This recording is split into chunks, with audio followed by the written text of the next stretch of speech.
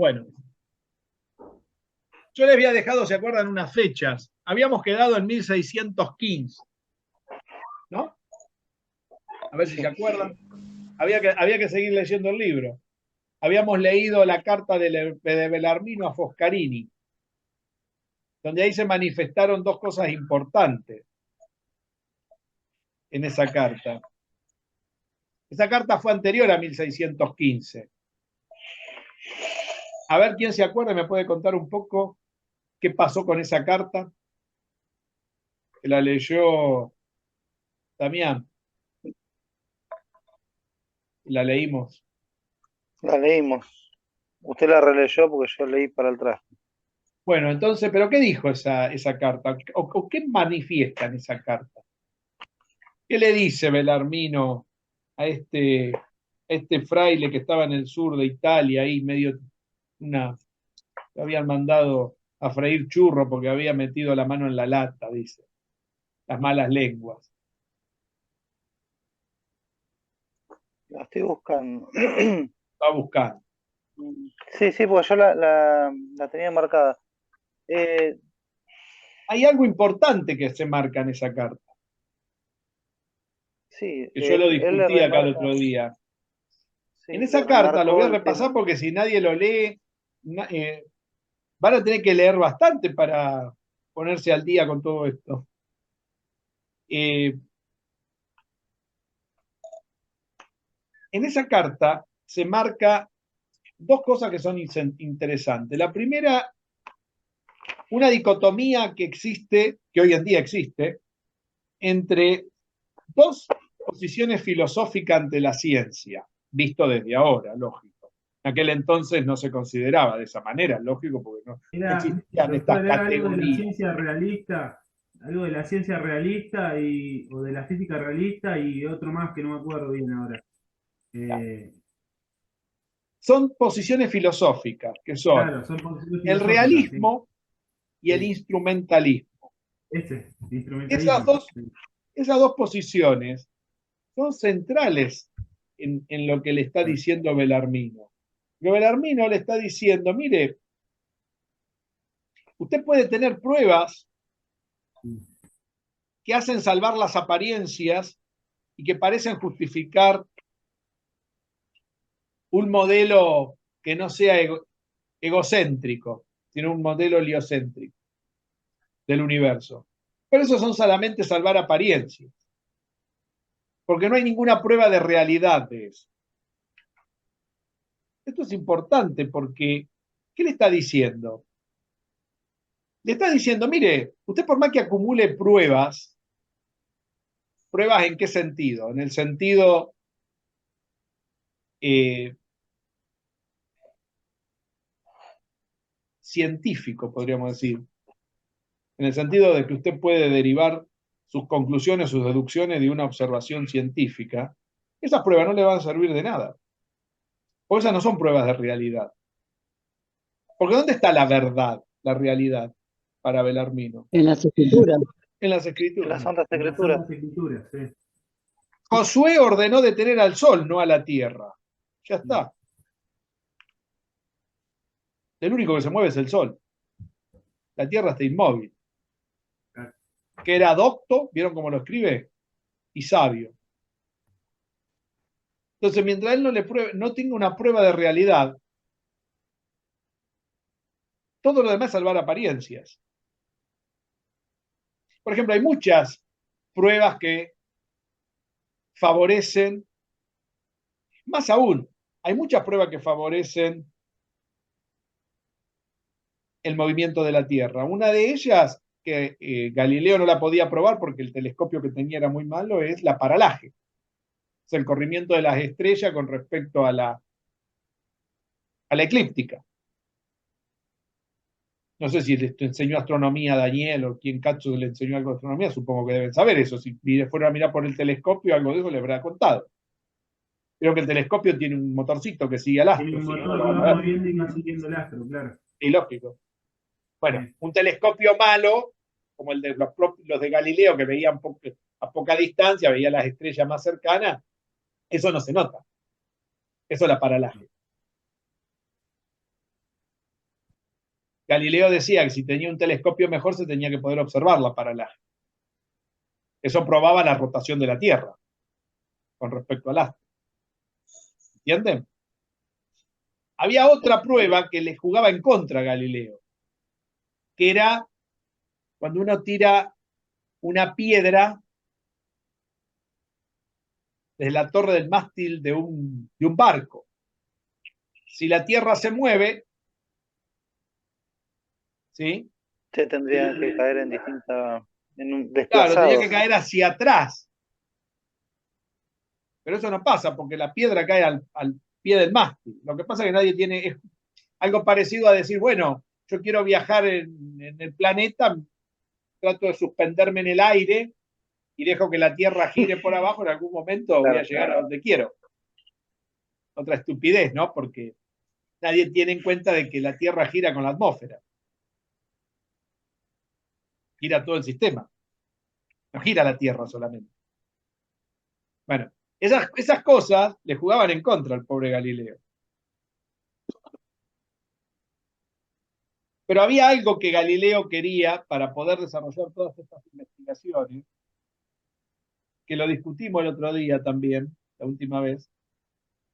¿Qué era? A ver quién se acuerda.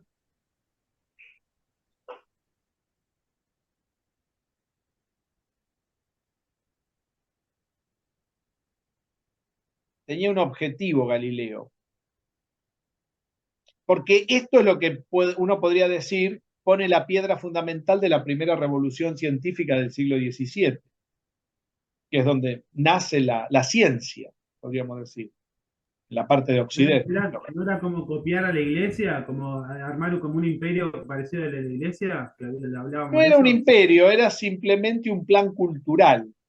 Claro, algo parecido a eso. Sí. Un plan cultural Que llegara la ciencia a todo. Claro, que ese era el objetivo, tratar de llegar con la ciencia a la mayor cantidad de gente posible, que no sea para unos pocos entendidos.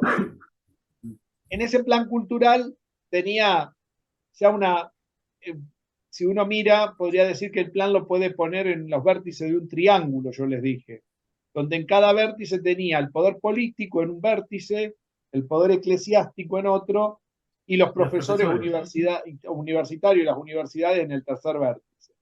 Galileo, como decía que los profesores universitarios eran una manga de burro, él se los quería sacar de encima, porque eran molestos para la investigación científica. Mientras que el poder político ya se lo había ganado porque tenía los beneficios de Cosimo I. Y por el otro lado, el poder eclesiástico no estaba del todo ganado, pero tenía muy buenas relaciones él, porque él ha ido a Roma después de las investigaciones con el telescopio y de publicar El mensajero de los astros, que fue el primer libro. En ese libro publica un montón de cosas muy interesantes. También publica en ese libro algo que no sé si todo el mundo sabe, pero Galileo no solamente que no inventó el telescopio, sino que hizo adaptaciones de un invento que ya estaba, sino que sí inventó fue el microscopio, reordenó las lentes del microscopio y pudo ver por primera vez con detalle una araña, y como era muy buen dibujante, la dibujó y publicó un libro donde vio no solamente lo infinitamente grande del universo, sino lo infinitamente pequeño. Y estuvo mirando, tomando las gotas y las gotas de agua y las hojas. Exacto, con todo detalle lo había dibujado Galileo. Era muy buen dibujante aparte. Y en ese libro se publica todo eso. El mensajero de los astros tiene de todo. Es un libro escrito en un italiano vulgar, donde todo el mundo lo puede leer. Y es el cuarto libro, aunque no lo crean, más publicado, más vendido en la historia de la humanidad. ¿Sabían eso? No, El primero, es la Biblia. segundo, Mm. no saben. Los elementos de Euclides. Los 13 tomos de geometría de los elementos de Euclides. El tercero, el Quijote. Y el cuarto, el libro de Galileo, el primero, El mensajero de los astros. Esos son los 4 libros más vendidos en la historia de la humanidad. ¿Escucharon? Total. ¿Lo agendaron? Se cagan de risa. Buen dato. En ese libro publicó de todo. Cuando él va a Roma, allá por 1610, que lo reciben con alfombra roja, el que lo reciben principalmente fue Belarmino, porque claro, el Papa estaba viejo, ya Paulo V, el Papa era Paulo V en ese momento, ya estaba viejo, pobre, no cortaba ni pinchaba, el que manejaba todo el Vaticano era Belarmino. Aparte, en cuestiones de teología era impecable y en cuestiones de controversias mucho mejor. Y ahí cuando lo reciben con alfombra roja. Galileo lleva un telescopio de regalo, lleva un libro, una publicación de regalo para todos los prelados del clero. Y bueno, se gana una muy buena amistad con toda la gente de ahí. Principalmente él tenía gran amistad con un tal Maffeo Barberini, que eran 2 hermanos, que eran cardenales en ese momento, y disfrutaban de las charlas, porque una de las obligaciones que tenía Galileo por ser matemático y filósofo ducal, tenía la obligación de reunirse todos los miércoles por la noche, como nosotros, con todo el clero y discutir de los temas importantes de la ciencia. ¿Escucharon? Ahí había todos los que discutían. ¿Lo leyeron todo eso? No lo leyeron. Todos los que discutían los temas centrales de los descubrimientos que tenía Galileo. Ahí había muchas controversias, había gente muy adepta. ¿Quiénes eran los que se reunían, las grandes figuras de ahí? Bueno, los Medici, que eran una de las familias más adineradas y poderosas de Italia. Bueno, todo el clero de Cosimo I.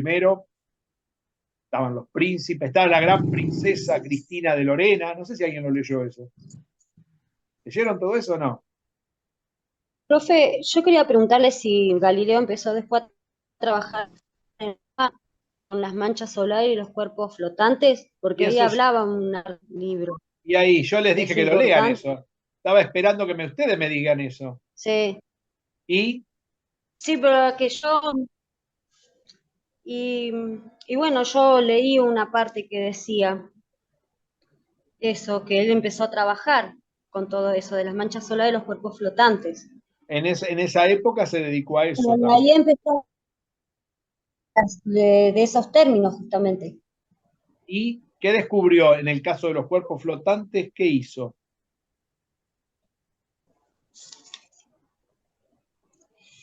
Porque él decía que está bien lo que yo entendí. Un poco me da, ahí no lo entendí bien.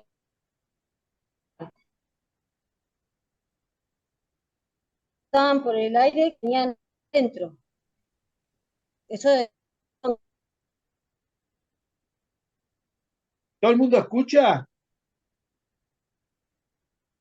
No, se corta. Yo Sí, se escucho nos corta. entrecortado, Gaby.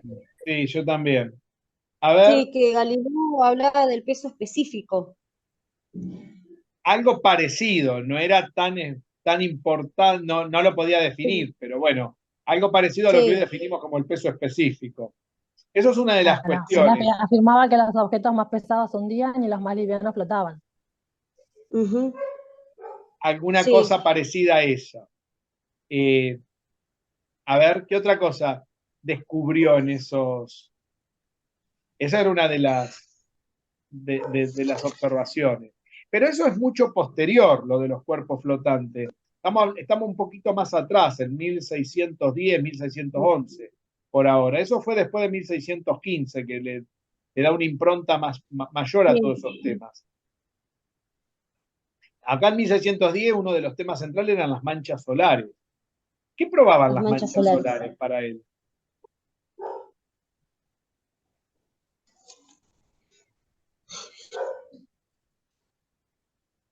¿Nadie lo leyó eso?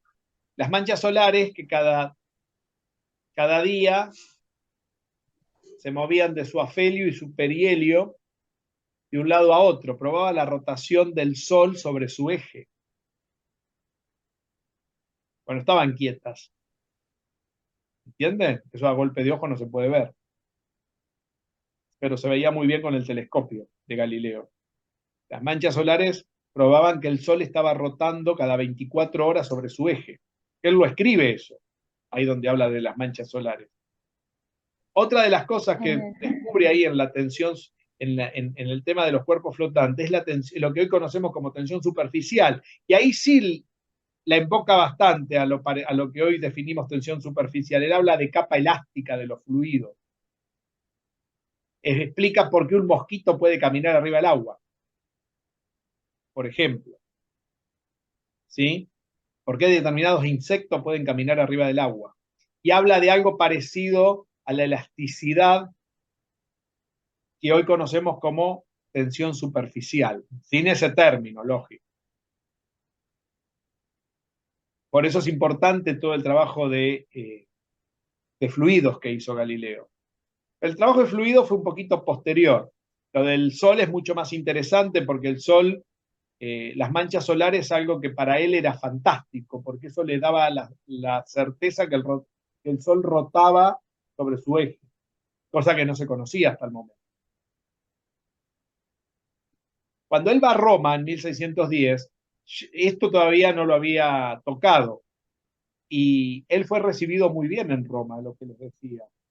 Ahora, ¿por qué él después se dedica a estos temas que ya no son tan derivados de la rotación de la Tierra, sino que se centra más bien en otras cuestiones donde queda, por ejemplo, el heliocentrismo de el copernicano, podríamos decir, no lo tiene que tocar, porque durante ese periodo se arma semejante revuelo, después que él vuelve de Roma. Él vuelve de Roma contento bailando con dos castañuelas, porque había sido muy bien bendecido por todo su trabajo en Roma. Y él pensó que tenía vía libre de la iglesia para poder avanzar. Pero después empiezan estas cartas donde aparecen las denuncias y ahí empieza a armarse un revuelo bárbaro. ¿Entienden lo que pasó? O sea, él trata de seguir con su plan cultural y ahí se pone duro él con el heliocentrismo. Inclusive en las reuniones que había de los miércoles por la noche en la corte de Cosimo I, donde se hacían esas reuniones. Él, por ejemplo, tenía grandes discusiones con este Maffeo Barberini, que era un gran amigo de él, pero él tenía grandes discusiones, por ejemplo, con respecto a la rotación de la Tierra. Él le achacaba a las mareas, las mareas él decía que eran producto de la doble rotación de la Tierra. Y Barberini aseguraba que Dios podía haber inventado las mareas, habría creado las mareas de otra manera, sin necesidad de que la Tierra rote. Bueno, eso es una discusión muy larga que después se...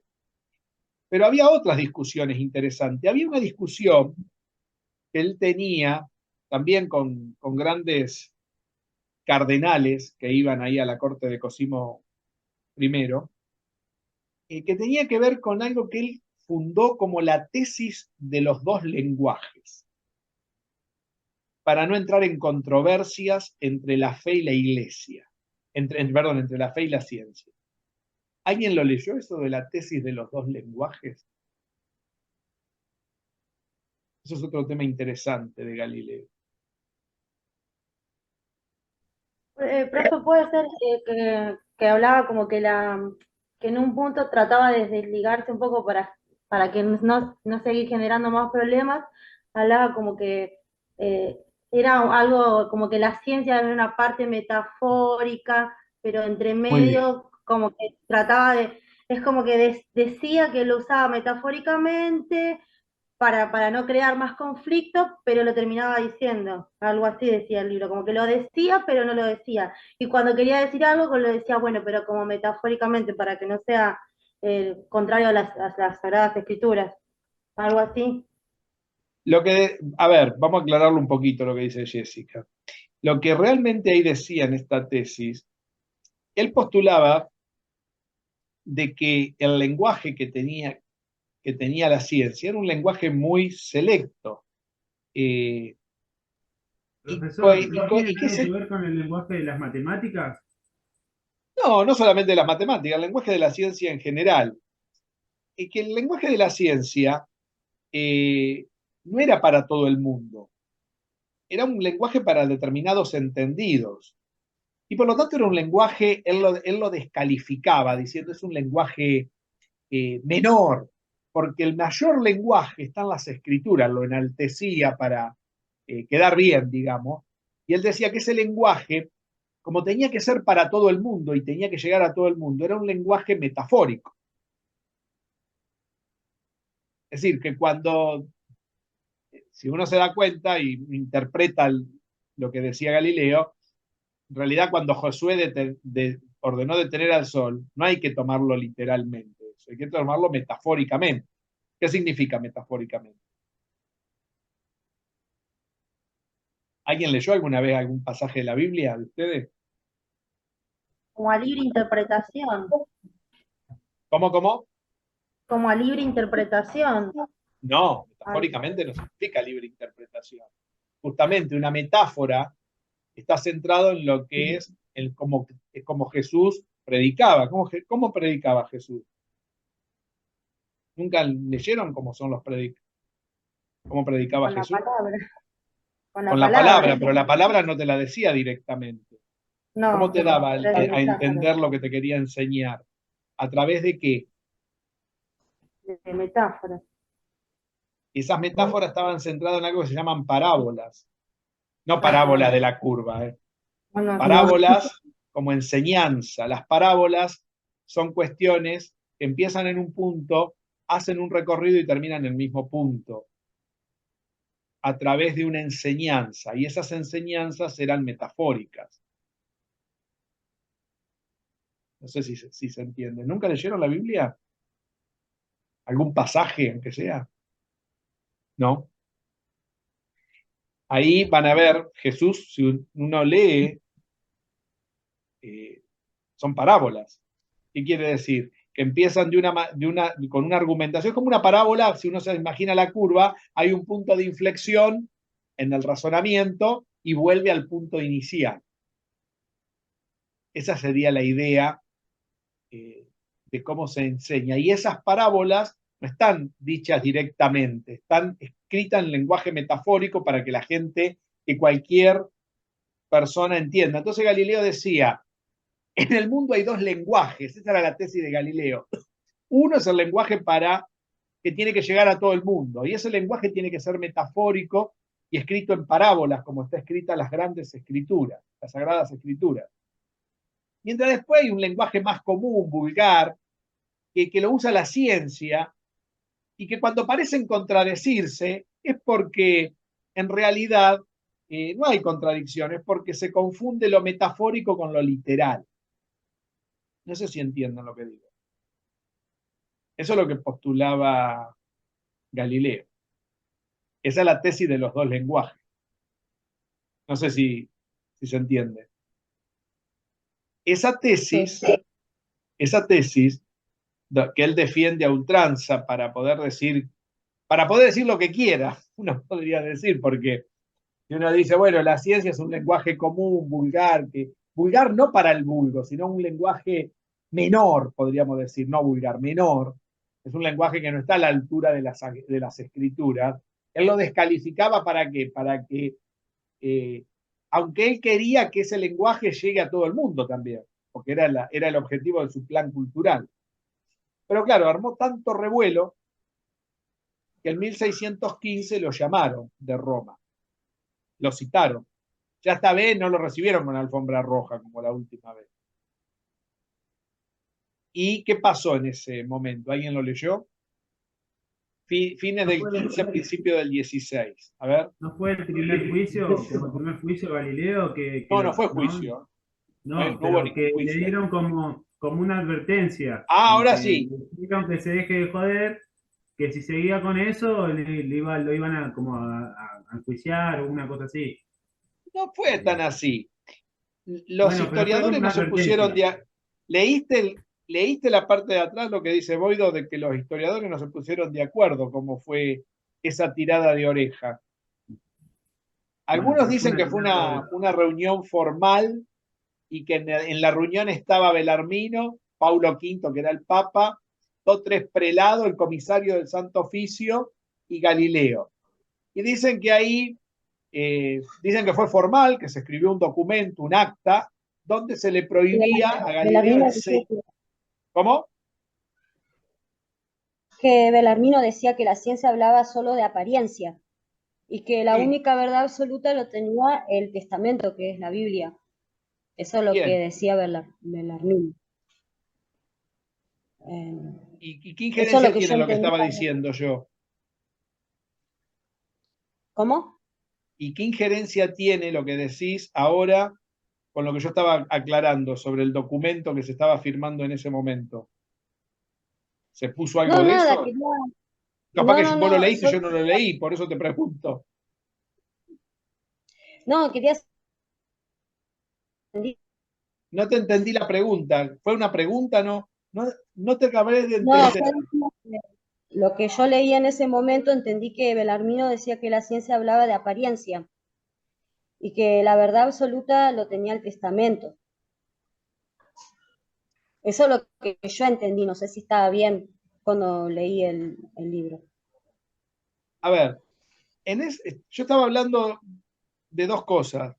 Primero, del Sí. documento que se firmó en esa reunión, que se lo citó a Galileo, quiénes estaban en esa reunión, pero no está muy clara esa reunión si se llevó a cabo de esa manera, si se firmó un acta donde quedó asentado lo que se le prohibió a Galileo,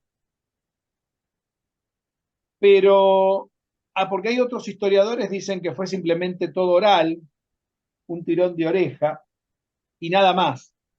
Pero, acá hay algo interesante,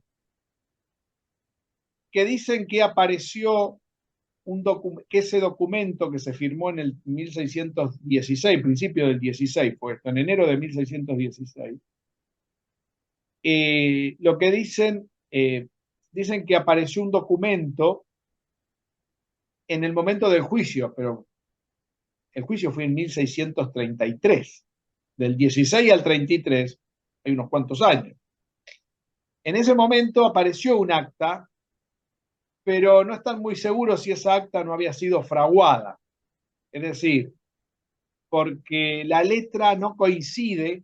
Muchos historiadores hicieron la comparación de la letra de esa acta de 1633 que se usó en el juicio para usarlo como prueba en contra de Galileo, donde se le había prohibido hablar, enseñar y difundir el copernicanismo, porque muchos historiadores aseguran que esa reunión fue verbal y que el acta fue escrita por Cassini, que era uno de sus grandes enemigos, porque la letra se parecía mucho a la de Cassini, pero que fue escrita mucho tiempo después para usarse como prueba en contra de Galileo en el juicio. ¿Entienden lo que pasó? O sea que en la reunión no hubo ningún acta, simplemente fue una reunión medio así informal. Otros dicen que sí, que fue el acta y que esa acta se escribió ahí, después se usó en el juicio, muchos años después. No está muy claro eso. Por eso, lo que sí está claro es que en ese momento Galileo se tuvo que llamar a silencio. No se sabe muy bien el motivo. No sé si lo leyeron con detalle esto. Esto es importante porque esto define lo que le va a pasar a Galileo en los próximos 5 años, de 1616 a 1621. En esos 5 años Galileo se tiene que llamar a silencio, no puede difundir el copernicanismo, no puede hablar de la rotación de la Tierra, no puede hablar nada, ni en forma figurada, ni en ninguna manera, porque le dicen de ninguna manera. O sea, no puede hablar ni siquiera en forma hipotética. No sé si quedó claro esto. No puede hablar de ninguna forma Galileo. Por eso lo que le preguntaba a Gabriela, que había leído, que me estaba comentando eso, Galileo no podía tratar el tema ni siquiera en forma hipotética. Nada. No podía ni pronunciar a Copérnico Galileo. No sé si quedó claro. Lo que no se sabe bien es, tampoco se lo intimó, tampoco le dijeron que si no lo hacía, no sé, o sea, no hay nada, ninguna, que chas en la cola le iban a pegar, nada de todo eso. No sé si quedó claro esto. ¿Se entendió? Para los que lean el libro. Eso lo van a encontrar. No hay... A ver, alguien va a preguntar algo. ¿No? Ahora bien, ¿qué hizo Galileo durante esos años? Empezó a darle bolilla a estos otros temas. Habló sobre los cuerpos flotantes, empezó a dedicar a otras cosas. Aunque sus enemigos, ¿qué le hacían? A ver, le trataban de tirar la lengua para que hable del copernicanismo, pise el palito y se arme despiole con la iglesia. ¿Entienden lo que le hacían los enemigos de Galileo? Iban a las reuniones para hacerle tirar, o por carta, para que lo escriba. No sé si queda claro lo que le hacían. Ahí estaban la Liga de los Palomas, que era uno de sus grandes enemigos, eran los profesores universitarios con los que él se peleaba, y claro, le trataban de tirar la lengua para, por ejemplo, ahí ahí donde él arma la tesis de los dos lenguajes, cuando le tratan de tirar tanto la lengua, él escribe esas dos tesis y se salva, digamos, de hacer respuestas contundentes a cuestiones que están prohibidas por el momento. Y esto pasa hasta 1621. ¿Se acuerdan que yo le hice un eje de tiempo? Y 1621 era un año importante. ¿Por qué habrá sido importante? A ver, ¿quién sabe por qué fue importante el Por 1621? la reforma y la contrarreforma de la iglesia. Aparece Lutero y Calvino, ¿no? Más o menos. No, eso estamos hablando 100 años atrás, eso, hombre. ¿No fue en el 1600 eso? No, eso, reforma y contrarreforma estamos en 1500, 1530. Eso ya lo sí, pasamos. sí. En 1621 lo que pasó importante en la vida de Galileo es que se murieron todos. Se murió Paulo V, que era el Papa, se murió Belarmino, se murió Cosimo I, se murieron todos. Todos los que estaban al mando de los lugares importantes. Se murió Cristina de Lorena, la princesa. Se murieron casi todos en 1621. Por supuesto, a la espera del nuevo Papa, había nuevas expectativas de Galileo. ¿Y quién fue nombrado nuevo Papa? Urbano VIII.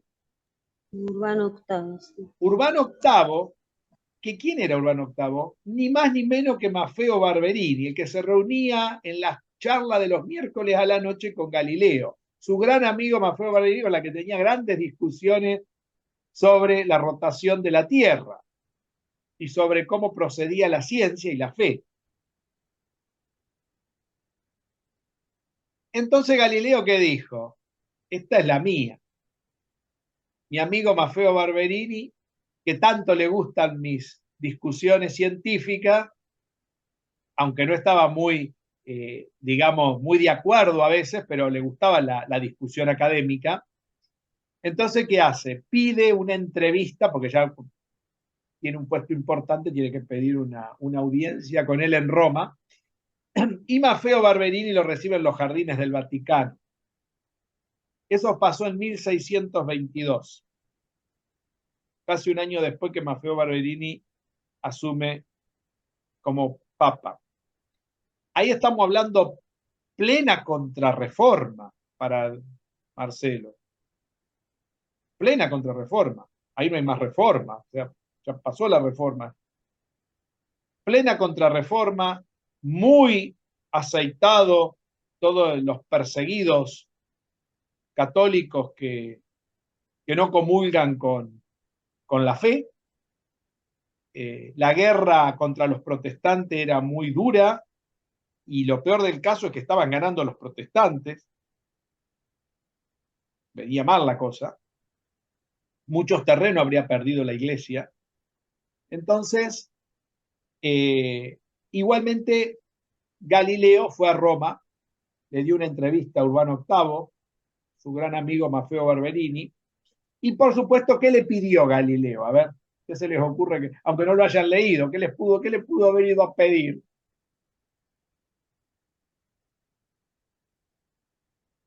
¿Qué le había pasado a Galileo? En el 16, ¿qué le dijeron? ¿Estaba prohibido qué cosa? Que estaba prohibido que hable del heliocentrismo. Entonces, ¿qué le fue a pedir a Urbano VIII? Nadie me lo puede contestar. Poder hablar, poder hablar sobre A eso. ver, ¿y qué sería? A ver, ¿cómo lo dirías diplomáticamente eso? Madre santa. ¿Cómo le van a enseñar a los pibes? No tienen vocabulario. Levantar la proscripción. Que le levanten la proscripción. Estaba proscripto para hablar Galileo. ¿Qué es levantar una proscripción?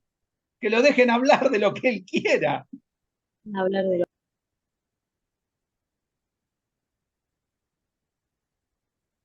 ¿Y qué le dijo Urbano VIII? Venía mal la guerra. ¿Qué le pudo haber dicho Urbano VIII? Si le levanta la proscripción, es darle un voto a favor a quiénes, a los protestantes. Entonces, ¿qué le dijo Urbano VIII? No puedo, porque tengo la guerra acá que me están ganando. Y si yo digo que pueden hablar de esto, que es una idea prácticamente de los protestantes, es como bajarse los pantalones. ¿Se dan cuenta? ¿Entienden lo que digo? Eso es lo que está escrito en el libro, que no pueden comprender ustedes, porque está bien escrito el libro. Yo se lo estoy tratando de traducir. ¿Entienden lo que decía? Galileo le dijo, no, señor, no me puede levantar la proscripción que yo pueda, porque él quería seguir con su plan cultural. ¿Cuál era la idea? Concretar el plan cultural, tener libertad para hablar de lo que sea. Porque en Londres los protestantes ya habían creado la Royal Institution. ¿Qué es la Royal Institution? Eso lo dice el Boyd en el libro. Es la sociedad científica más vieja del mundo.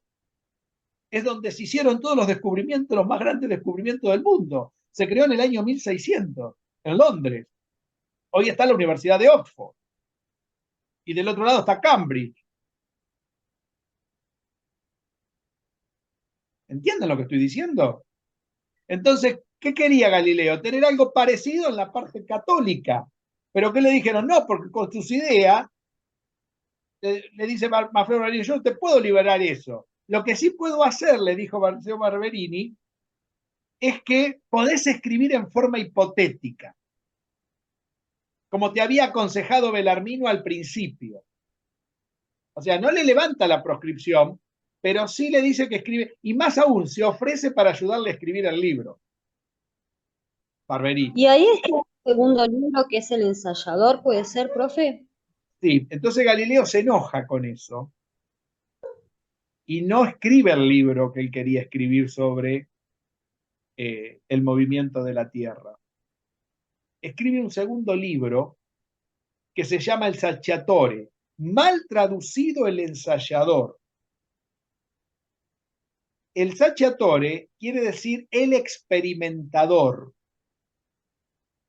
Y si habría que haberlo condenado a Galileo, habría que haberlo condenado por ese libro, cosa que ese libro pasó inadvertido. ¿Y saben por qué pasó inadvertido? Porque lo escribió de una manera metafórica, ¿o no? ¿No fue por eso? No fue por eso, porque lo escribió en latín y nadie entendía muy bien latín. No lo escribió en un lenguaje común. Es un libro que está escrito en latín. Y en aquel entonces eran muy pocos los entendidos en latín. Y los que entendían de latín no sabían nada de ciencia.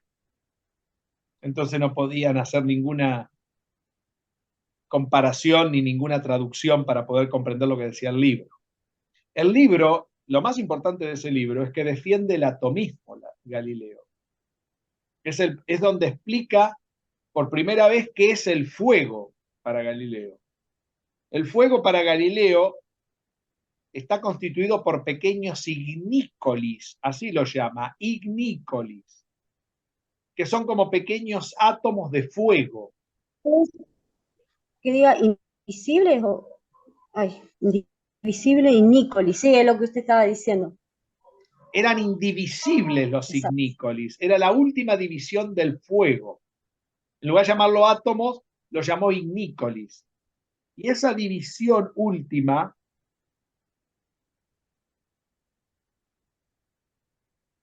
es una situación muy peligrosa para la Iglesia. porque si hay una última división de la materia, se niega la transustanciación. Y si se niega la transustanciación, se niega la Santísima Trinidad y por ende la comunión. No sé si se dan cuenta. Si se niega todo Sí. eso, ahora vamos a explicarlo. Si se niega todo eso, eso no es una postura temeraria como la de la rotación de la Tierra que te puede traer rezar unos cuantos Padres Nuestros y a lo sumo cárcel. Eso es para ir a la hoguera, porque estás negando la existencia de Dios. Así, ¿por qué defender el atomismo es negar la existencia de Dios? Porque si la materia está dividida en última instancia por la nada, por el vacío, como decía Galileo, no puede haber transustanciación. Porque ¿qué es la transustanciación? Es cuando el cura convierte el pan en el cuerpo de Cristo y cuando el vino se convierte en la sangre. Pero si hay última división de la materia y hay vacío, el pan no se podría convertir nunca en el cuerpo de Cristo. Para que el pan se convierta en el cuerpo de Cristo, tiene que haber solapación de la materia, y eso tiene que estar en un plenum. No puede suceder en el vacío. O sea, hablar del vacío es negar la Santísima Trinidad y la transustanciación cuando el pan se convierte en el cuerpo de Cristo. Eso es negar toda la fe católica. Y eso es una postura, ya no es temeraria, es una postura muy herética. Y eso te lleva directamente a la hoguera, afirmar eso, dentro de las categorías que tenía el Santo Oficio de castigos. No sé si entienden. Pero ese libro, o sea, si había que haberlo castigado a Galileo, en ese libro afirma todo eso. ¿Y qué pasó? Se salvó. ¿Por qué se salvó? Porque nadie entendió lo que escribió. Simplemente por ese hecho. Inclusive Urbano VIII no entendió nada de ese libro, porque se lo regaló y no se sabe si lo leyó Urbano VIII. Eso pasó en 1623. ¿Escucharon? Sí, profe.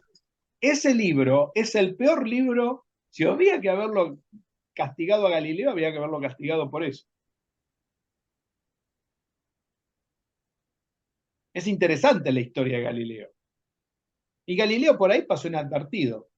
Nadie entendió lo que escribió en ese libro. Porque en ese libro aparece por primera vez el primer termómetro. No sé si saben. Es la primera medición de la temperatura que hace con un termómetro de alcohol. Galileo fabrica el termómetro para tomar la temperatura.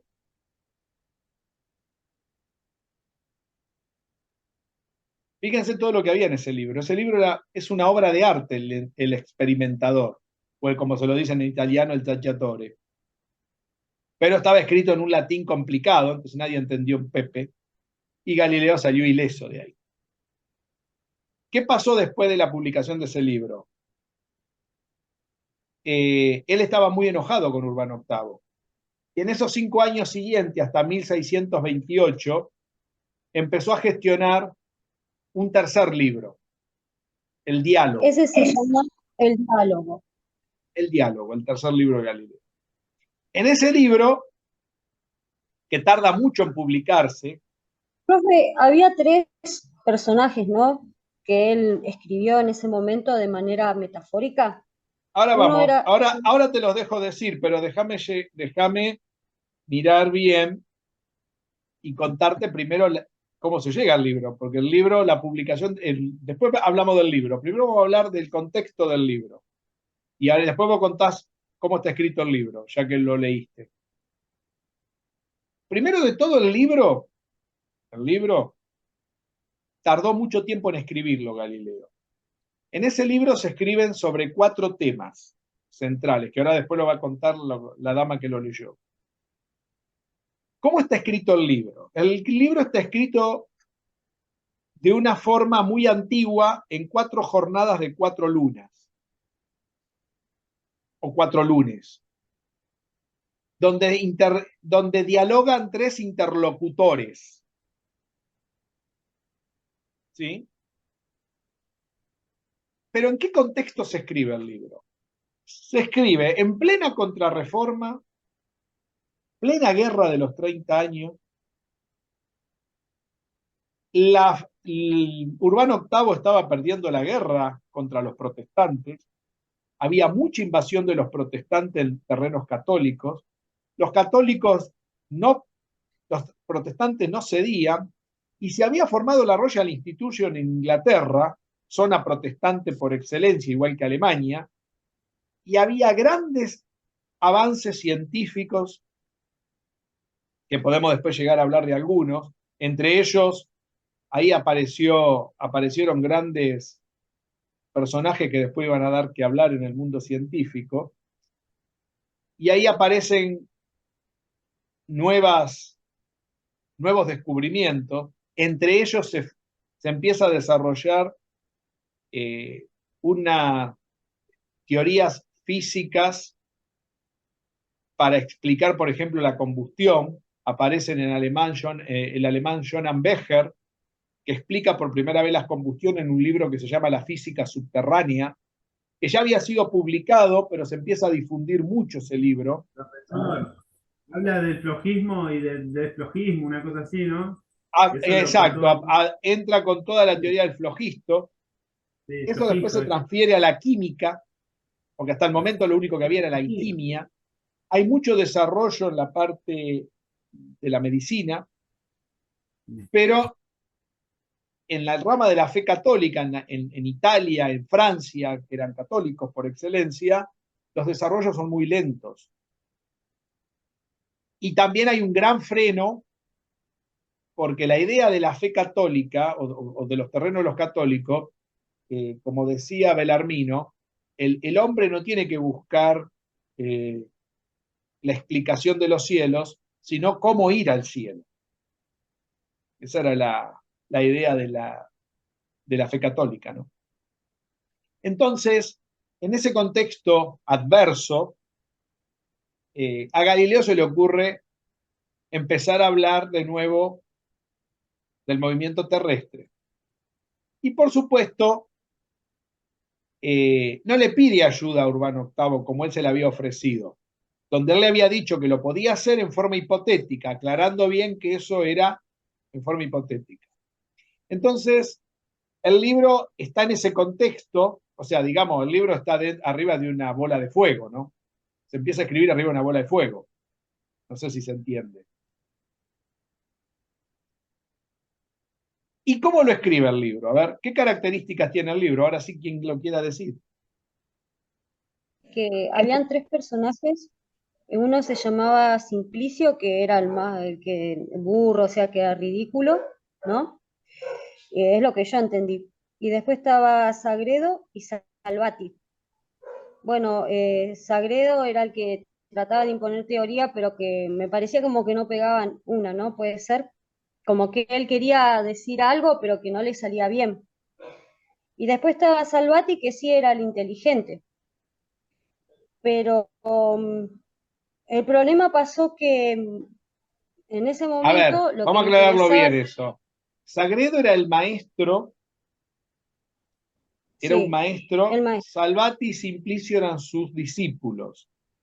sí, sí, Salvati, Sagredo, al ser el maestro, era el que explicaba y exponía, no imponía, exponía ante sus discípulos teorías para explicar los hechos del mundo. Salvati era el maestro, ese era Sagredo, el maestro. Salvati era el alumno que asentía a todo lo que decía el maestro. Decía, podríamos decir hoy en día, el chupamedia. Y Simplicio era el que refutaba al maestro, pero no pegaba una. O sea, todo lo que decía Simplicio eran estupideces o burradas. No sé si queda claro. Esas eran las características de los tres interlocutores. ¿Quedó claro?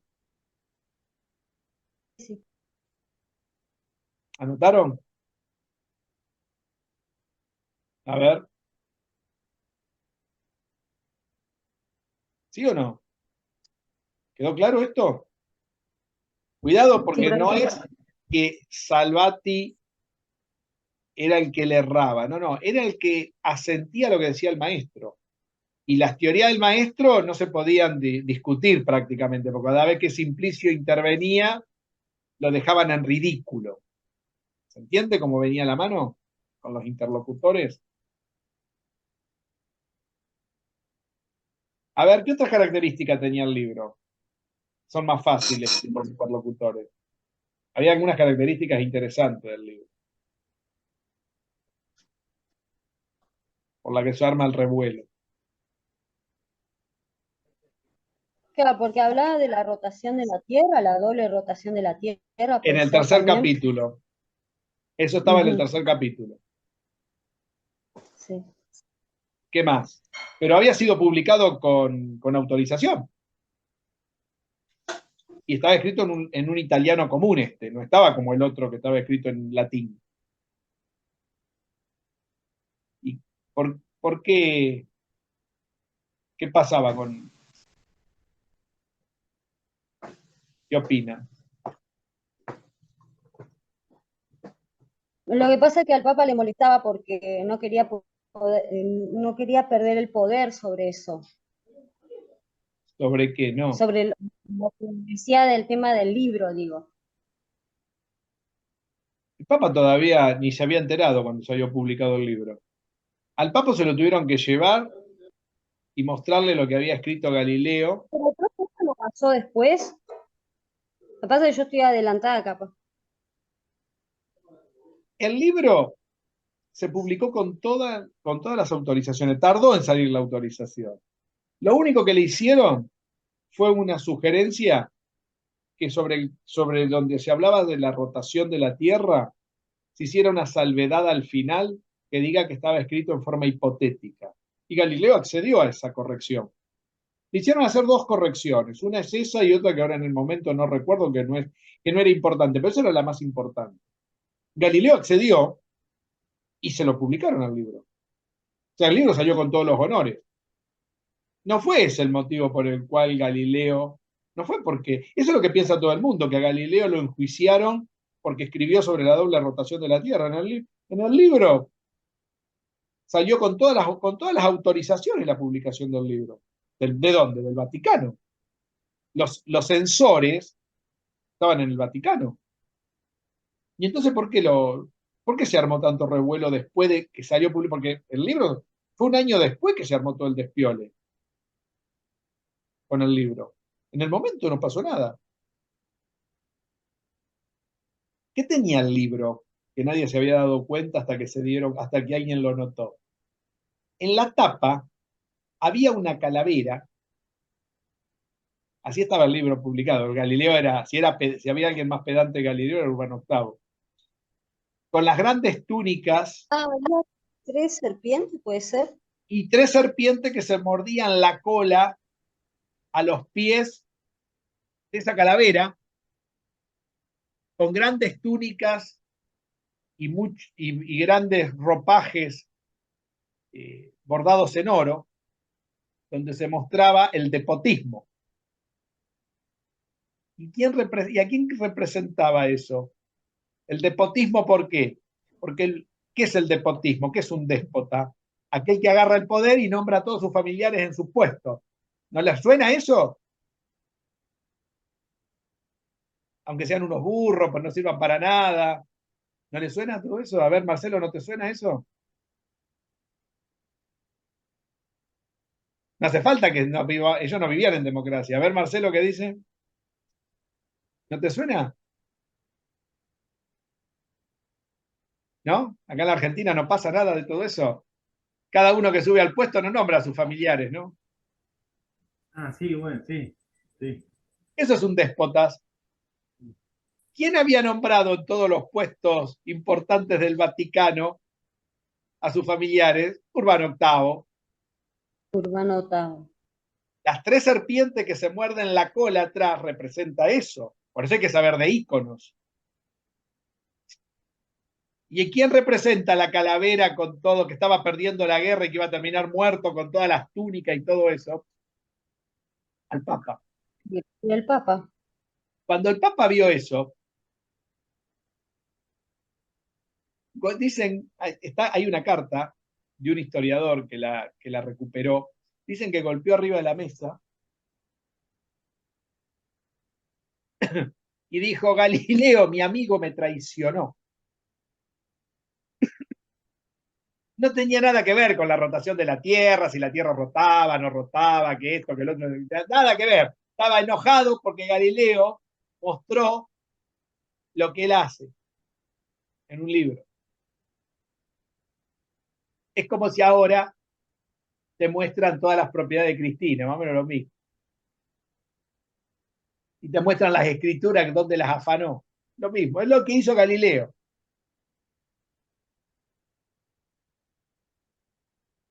Se acabó.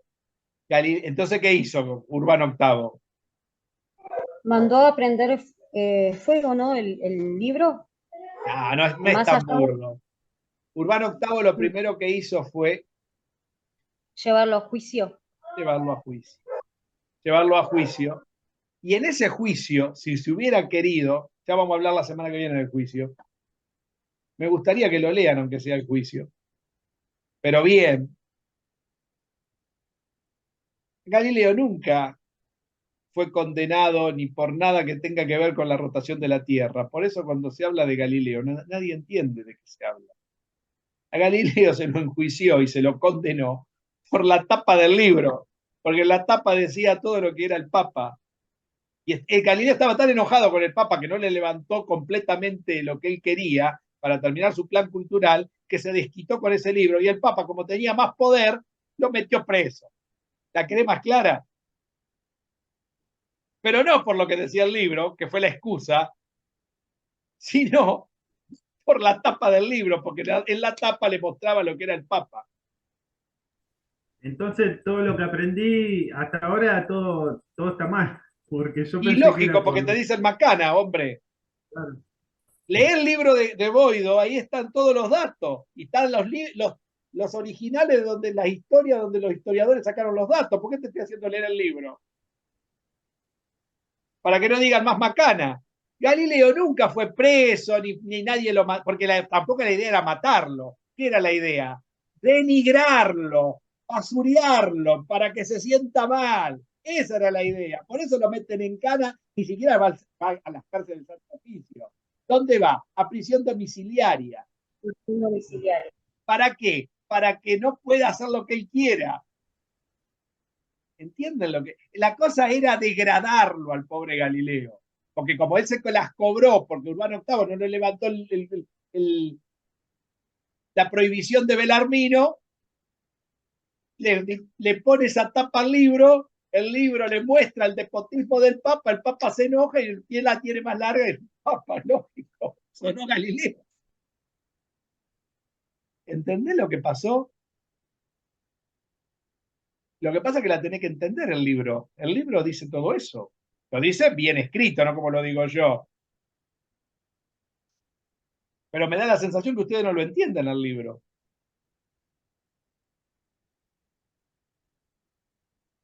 Eso que vos decís, Marcelo, son todas las macanas que se dicen de Galileo. Padre de la física experimental. ¿De dónde sacaste eso? Son todas rótulos eso, que se le pusieron a Galileo. De la gente que no entiende nada de cómo fue la historia. ¿Entienden? La historia es muy graciosa aparte. Está muy bien armada la trama. Lo que estaría bueno hablar sobre cómo fue el juicio, porque el juicio en algunos momentos se nota que no tiene nada que ver con la rotación de la Tierra, porque los argumentos se caen solos. Entonces, cuando no tiene nada que ver con eso, a qué se hace referencia? A la tapa. Ahí viene la tapa, el problema es la tapa, deja de ser el capítulo 3 de las mareas. ¿Entienden lo que dice? Aunque el castigo tiene que ver con lo que dice el libro y no con la tapa. Pero todo Galileo cae porque el libro había sido publicado con todas las autorizaciones. ¿Por qué cae? Cae por este motivo. No sé si quedó claro. Sí, profe. Sí. Más sencillo no se los puedo explicar, más vulgar no se lo puedo explicar. Es para que lo entiendan, porque el libro es el diálogo yo lo tengo al día. Yo tengo los 4 libros de Galileo. El diálogo es una obra de arte. ¿Cómo está escrito? Está escrito de esa manera, pero con una impronta del barroco de la literatura del momento. No sé si saben que estaba la propia literatura barroca en ese momento, de desarrollo. Se había escrito el Quijote, todo lo que es literario. La ciencia se escribía en forma literaria. Y Galileo escribía de esa manera, como se escribía en ese momento. Lo que pasa es que, claro, fue toda una contienda lo que pasó. Y después publicó el último libro, que era Los discursos acerca de las dos nuevas ciencias, pero ese Pero fue eso el ya en último. prisión. Ya vamos Sí, a en hablar de todo prisión. eso. Pero la semana que viene, vamos a dejar el final para la semana que viene. ¿Qué pasó en el juicio? Que sería lindo discutirlo. Llegamos al juicio. El juicio, todas las denuncias empiezan después de la publicación del libro y se desarrolla todo entre 1629 y 1631. A ver si por lo menos pueden leer bien lo del juicio, a ver si entienden lo que pasó en el juicio. Que, por supuesto, para alimentar lo que Galileo publicó en su libro, en la tapa, las grandes túnicas que usaban los cardenales y la ostentación de lujo en sus vestimentas, donde tenían todos los bordados de oro. Cuando Galileo se tiene que presentar ante sus jueces, se encuentra con los jueces vestidos así, salvo él, que se tiene que presentar como un reo. ¿Y cómo se presenta un reo ante la corte del Santo Oficio? Con un San Benito. ¿Saben lo que es un San Benito? Búsquenlo en internet. Busquen qué es un San Benito. Ay, Dios mío. ¿Escucharon? A ver, Lo búsquenlo. A buscamos. ver, van a ver qué es esa vestimenta. Búsquenla si se ríen un rato. Así se tiene que presentar él ante sus jueces. Ya vamos a hablar de juicio. Traten de leerlo, a ver si pueden. Así cerramos Galileo la semana que viene. ¿De acuerdo? Bueno, sí. Léanlo, pero búsquenle, sáquenle jugo. Sería bueno que alguien contara un poco. Tienen cosas muy sueltas. No, no pueden seguir una trama. Mirá yo cómo te lo resumo el libro. El libro no es difícil de leer, no es un libro complicado. Tienen que sentarse a leerlo. Lleva tiempo, lógico, porque es larga la historia, tiene muchos vericuetos. Yo no les pido nombres, yo tampoco me acuerdo los nombres, salvo algunos 2 o 3 que son los importantes, después nada más. Todos los otros nombres no me acuerdo. Por ejemplo, ahí aparecen los nombres de los censores, y cómo se peleaban los censores por sí o por no en la publicación y todo eso. ¿Cómo fue el castigo? Está bueno después de Galileo. Porque no fue solamente la prisión, fueron otras cositas también que tenían que cumplir castigo. Qué sé yo. Traten de leerlo, si pueden. ¿De acuerdo? Sí. Bueno, lo estamos viendo entonces. Les subo los videos para ver si lo pueden repasar, principalmente el de física teórica, que lo van a necesitar. Sí, Marcelo, decime. No, digo que de la parte de GeoGebra, porque justo Y lo de una compañera GeoGebra. lo podía subir para mañana porque mañana hay paro, ¿Hay entonces paro tiene el día y completo? mañana hay paro. Paro nacional, sí. Paro nacional. ¿Qué habrá pasado? Están todos No sé, creo que peleando. por esto, por algo de esto que está pasando en Jujuy, no sé bien, la verdad que no estoy No, yo muy. tampoco. Me enteré así al pasar, pero porque me llega acá en YouTube, viste, que te mandan. Pero no tengo la menor idea, ni me detuve a mirarlo. Sé que hay un despelote bárbaro. No sé qué va a terminar pasando. Hoy tuve que Pero ir al bueno. médico a Capital, no pude entrar. Tuve que volver. Llegué hasta el peaje, ahí di la vuelta. Me dice la chica de la casillita del peaje. Le digo, qué raro que esté en la casilla usted, porque yo paso por la vía rápida, ¿viste? nunca hay nadie en la casilla rápida del peaje. No, dice, estoy tomando mate acá, que está así, estoy escuchando música, me dice la chica. Le digo, y está muy complicado. ¿Qué pasa? Le digo, que hoy miércoles a esta hora, yo paso siempre a 11 de la mañana cuando voy al médico, porque sé que es mediodía, a esa hora no hay tránsito, pero se puede pasar. Qué raro, le digo hasta ahora. No, me dice, no se puede entrar porque está todo cortado el ingreso a la capital. Está la cola hasta acá, me dice, 33 kilómetros de cola.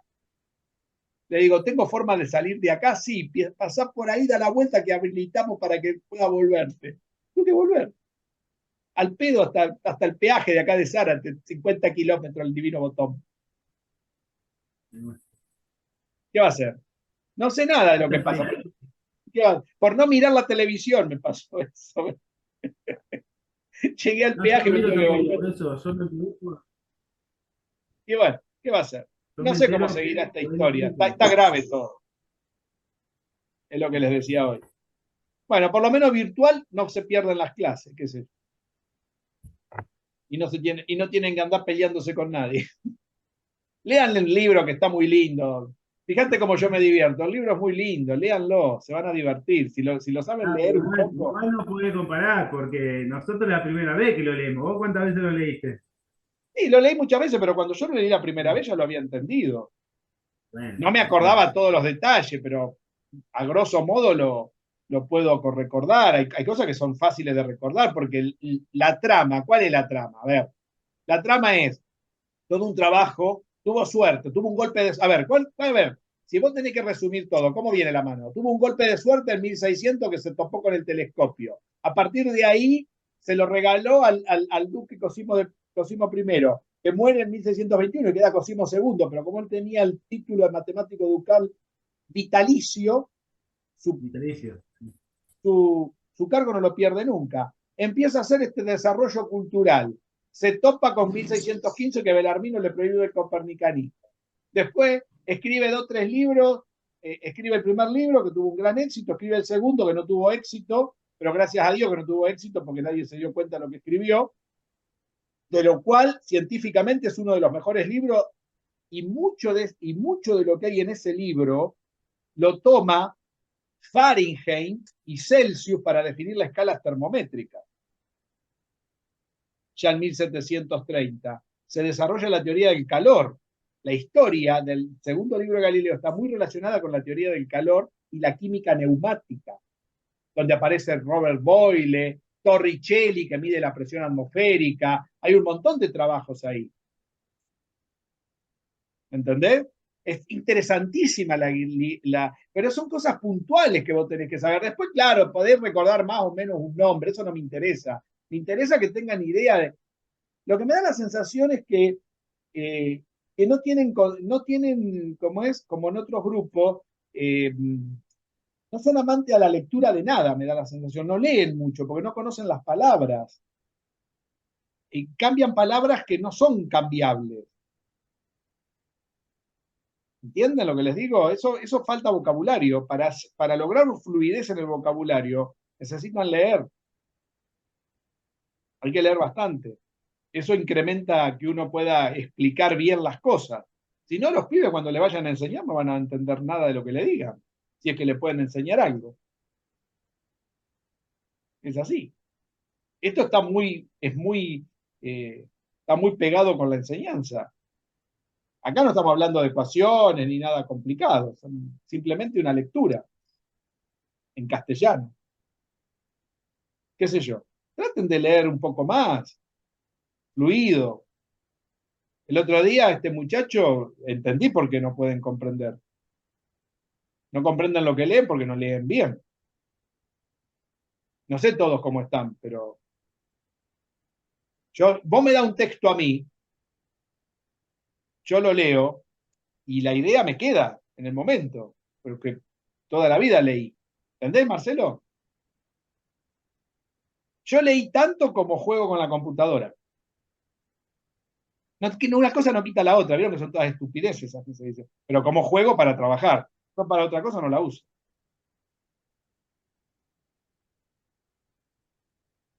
Pero leo mucho. Todos los días llega un libro acá. Hoy lo trajeron abajo la lluvia. Todos los días compro algo. Mercado Libre es lo único que viene. La señora de acá al lado, cuando no me lo dejan a mí, que no estoy, lo dejan a la mujer de acá al lado, ya sabe. Pasa que se perdió como la cultura de la lectura. Ahora está como lo más, como lo visual, como ver videos y esas cosas. O sea, Pero fíjate una cosa, vos para poder armar un video o armar algo visual, como yo te hice hoy, claro. tuve que leer mucho, porque si no, no lo podés hacer. No, claramente sí, Y seguramente. ni siquiera mirando videos de internet porque no te lo cuentan bien. Claro. ¿No te diste cuenta de eso? Entonces, para poder hacer lo que yo hago, tenés que leer mucho a la antigua. Es decir, te tienen que entrar las palabras dentro del coco. Eso te da fluidez en el lenguaje, fluidez en el pensamiento y poder pensar como piensa una máquina Claro. o un programa. Si no, no lo podés hacer. Por comparación, porque vos ahora, ¿por qué me pedís el video? Porque vos sabés lo que vas a hacer vos, yo te voy a relatar lo que van a hacer ustedes. Van a mirar paso por paso y van a fijar el video donde yo copié las cosas. Pero no se van a sentar y van a ver cómo lo puedo cargar comprendiendo cómo piensa el programa. Que sería hacer eso sería aprender eso por mi cuenta. Mirá cómo se ríe acá Fernando Gómez, que tiene ahí abajo. Se ríe, porque es así lo que hacen. Van y copian exactamente toda la literatura que yo puse para cargarlo. Pero si vos tenés que pensar cómo fabricar algo nuevo que no esté ahí para que haga algo que vos querés, tenés que pensar como el programa. Y para pensar como el programa tenés que poder hacer traducciones al programa de la literatura matemática, es decir, de los cálculos matemáticos a ese programa. Porque esto que yo Claro, te pero hice bueno, hoy no está en internet, nadie te lo hace. primero tenemos que tomar el modelo, o sea, por eso pido el video para tomar el modelo y después ver si lo puedo razonar de una manera, a mi manera, Pero ¿sabés solo. lo que pasa? Que no lo hacen así. Lo que hacen ustedes es copiar la literatura. Vos lo que tenés que hacer es, tengo el GeoGebra, sin nada, como me lo dieron una vez a mí. A mí, por ejemplo, me dieron una vez el Maple. El Maple es un programa que es fantástico. Me dieron el Sí. Maple. No hay nada en internet que te enseñe a nadie a usar el Maple para ninguna cosa. ¿Por qué? Porque el Maple es un programa caro y se compra. A mí me lo compró la facultad cuando trabajaba en la facultad. Vale $30.000 el más barato, la versión más barata. Y la más cara está arriba de 60. ¿Escuchaste lo que vale el Maple? A mí me lo regalaron. Bueno, no me lo regalaron, lo compraron porque sabía que yo iba a generar plata con eso, si no, no me lo compro. A ver, nadie te va a poner esa plata si sabe que si no la van a recuperar. Entonces, ¿qué hice yo cuando me dieron el Maple? No fui a un curso o un profesor, a ver, hágame un cálculo con el Maple y yo me fijo, a ver, hago lo que vos me acabas de decir. No existía, no lo tengo, ¿qué hago? El papel del pavo, decía mi abuela. Lo investigo, ¿Eh? lo investigo, voy Me probando, ensayo y siento error. y lo descubro solo, a ver Sí, qué hace este ensayo y error. cambalache. Entonces Sí. empiezo a jugar con lo que sé de las matemáticas y lo que sé de otros programas. Entonces empiezo a Bueno, pero programar. es por eso también que hoy en día los celulares ya no vienen con las instrucciones, porque te dan para que empieces a tocar y empieces a ver cómo funcionan las cosas también. Lo que pasa es que las cosas que puede tener un teléfono de esto, para juguetes son. Yo lo que hablo son de cosas que uno puede hacer con un programa que permita predecir cosas en la realidad y que te sirvan para tu vida. Ejemplo, poner un reactor en marcha que te sirve para generar electricidad, si no, nos cagamos todo a vela. Así de fácil. No tener electricidad, ¿qué hace? Estamos en el horno. Algo sencillo como eso, que es normal llegar a tu casa y prender la tecla. Claro. Para hacer eso, tiene que haber mucha gente que pensó atrás y que fabricó cosas que vos ni tenés ni idea de cómo funcionan. Para tener ese beneficio. Si vos supieras, por ejemplo, todo lo que se tiene que poner en movimiento al mismo tiempo cuando encendés un auto, no tenés ni la menor idea, un auto de los de ahora. ¿No?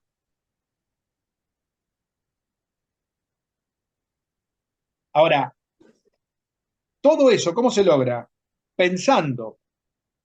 Si un país avanza cuando tenés gente que hace mucho de ese razonamiento para que existan otras cosas, máquinas que hagan lo que la gente antes tenía que hacer a mano. Ese es el beneficio de tener ciencia en la humanidad. Todo lo demás es cuento. Pero ¿cómo se logra eso? Tenés que formar profesores buenos para incentivar a los alumnos. Ustedes hoy me vieron esa clase, pero ¿cómo lo incentivo? Ustedes vieron que yo hago la cuenta y funciona lo que les pongo ahí. Les digo, si uno hace esta cuenta, esto se va a mover de acá para allá. Y se tiene que mover de aquí para allá. Si no se mueve de ahí para allá, porque estoy diciendo macana, no hay forma de que les pueda mentir. ¿Entienden? No hay forma de mentir. Con esto no se puede mentir. Pero para lograr todo eso, hay que sentarse y pensar uno. Yo entiendo lo que ustedes dicen. Están en una situación de desorden. Primero, viven en un mundo desordenado, cosa que la ciencia es totalmente ordenada. No viven con jerarquías, donde la ciencia es totalmente jerárquica. Es decir, cualquier cosa está primero que otra. No. En la ciencia hay cosas que están primero y cosas que están después. Y tenés que respetar ese orden. Vos viste que cuando yo te expliqué hoy con el deslizador, ¿qué te dije? Primero hay que poner el deslizador. Pero después tenés que hacer mención al deslizador abajo en la ecuación. No puedo poner primero la ecuación y después el deslizador, porque no me lo va a tomar. Voy a hacer cualquier cosa. ¿Entienden lo que digo? Eso es lo que está bueno, esa jerarquía, que uno la tenga que armar solo, descubrirla, por decir una pavada, ¿no? Pero para lograr eso hay que tener muchas ganas y sentarse mucho tiempo, eso lleva tiempo y muchas horas, y hay que leer mucho. Por eso es más difícil aprender con tecnología que sin tecnología, porque hay que saber todo lo que se sabía antes, más todo lo que la tecnología involucra ahora. Es mentira que la tecnología te sustituye lo anterior. Es una mentira eso. El que te dice eso no sabe de qué se trata. Porque para poder hacer algo en tecnología tenés que tener muchas más capacidades lectoras y de memorización que las que tenía antes cuando solamente lo hacías a mano, porque el algoritmo lo terminabas haciendo a mano. ¿Entienden lo que digo? Y para eso se necesita más capacidad intelectual. Si no, no funciona. Ustedes se dieron cuenta que no funciona. Fíjense, yo hoy les mostré, son 3 fórmulas o 4 que hay que cargar en el GeoGebra, sencillas. Pero para hacer esa fórmula hay que hacer todas las cuentas primero a mano, porque si no el GeoGebra esas cuentas no te las hace. ¿Cómo parametrizar? El GeoGebra no sabe parametrizar. Ahora, si te compras el Maple, sí, por ejemplo. El Maple te parametriza. O sea que hubo una persona que cargó todos los procedimientos de parametrización que se te pueden ocurrir, de alguna forma, para que cuando vos pongas tal cosa te tire la parametrización directamente, te tire la fórmula. Hay programas que hacen eso, sí, el Maple lo hace, pero el GeoGebra no. Y no hay manera que lo haga, porque el GeoGebra tiene un determinado límite lógico, eso se llaman límites lógicos del programa. O sea, la literatura que tiene el GeoGebra es muy inferior a la del Maple. Debe ser una millonésima parte de la literatura del GeoGebra que la del Maple. Millonésima, mirá lo que te estoy diciendo, el millón está la cantidad de capacidad lógica que tiene. ¿Entienden? Son programas. Mirá cómo se quedó Marcelo. Marcelo, tenés que hacerlo solo. Yo te lo paso el video. A ver si pueden hacer la elipse cargándolo. Vamos a ver qué sale para la semana que viene. Vamos a hacer todo el intento. Todo el intento. Si lo ponen, acuérdense, me tienen que mandar el link. Y si no lo ponen, lo vemos acá. Si no se dan cuenta cómo poner el drive. No tengo problema. Lo compartimos. Ténganlo para compartir. ¿Está? Así vemos lo que hicieron. Si queda redonda la elipse. Un huevo de avestruz. Nos vemos. Me voy a dormir. Estoy cansado. Hasta mañana, hasta el, no sé cuándo, hasta el miércoles. Nos vemos. Hasta el miércoles.